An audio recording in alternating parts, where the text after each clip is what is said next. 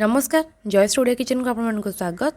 आज मुझे आपण एग रोल बनवा देखी जोटा कि आम घरे बहुत सहजरे बनई पारिबा। एटी किसी नहीं बंधा कोबी भल भाव पतला पतला काटी देछि।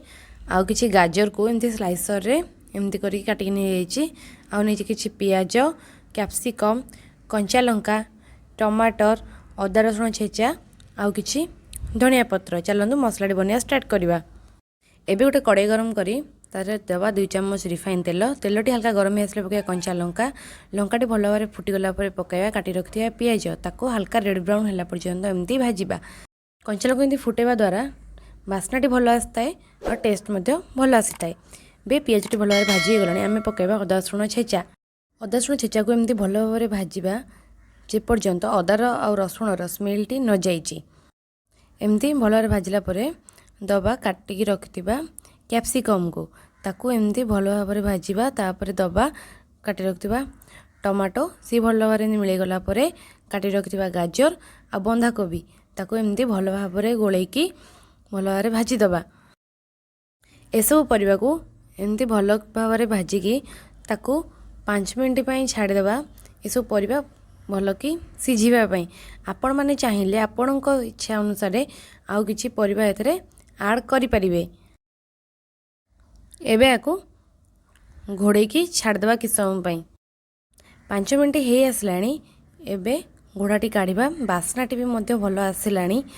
आको एमती हल्का गोले की पकाइबा स्वाद अनुसार लुण आउ हलदी गुंड आको एमती भल कि भाजीदबा।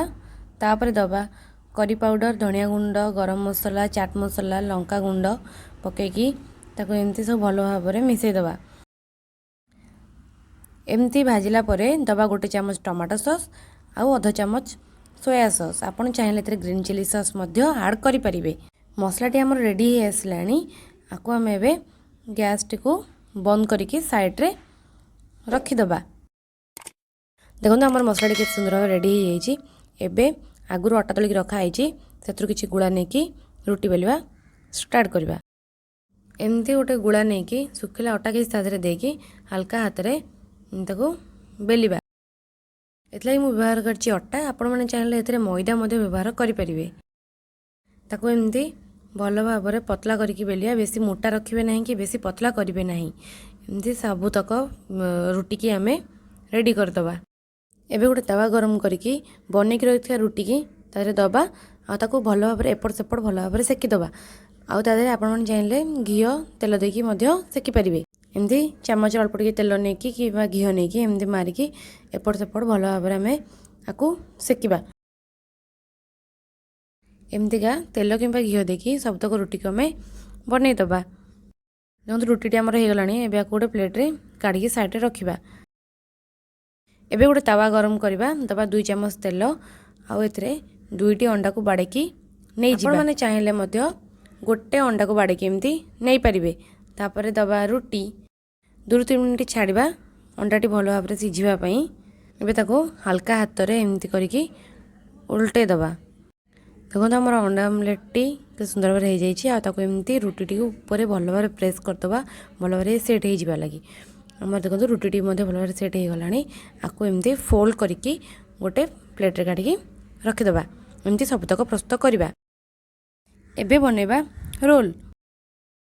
फास्ट रुटी आ आमलेट को एमती नबा मर्नी की रखिथिबा मसलाटी को एमती देदबा। से दबा काटी रखिथा किछि पियाज किछि धनिया पत्र आउ टमाटो सॉस। आपण माने चाहिए एथिरे किछि कंचा लंका आउ ग्रीन चिली सॉस मते व्यवहार करि परिबे। एबे रोलटी को एमती फोल्ड करिकी बटर पेपर कि प्लेन पेपर हम एमती यूज कर परिबा। देखो आमर रोलटी रेडी हो जाइए। एथिरे आमे किछि पियाज दबा धनिया पत्र आ किछि टमाटो सॉस। जदि आपन वीडियोटी भल लगी लाइक शेयर सब्सक्राइब करिया को भूलिबे नहीं। Thank you for watching.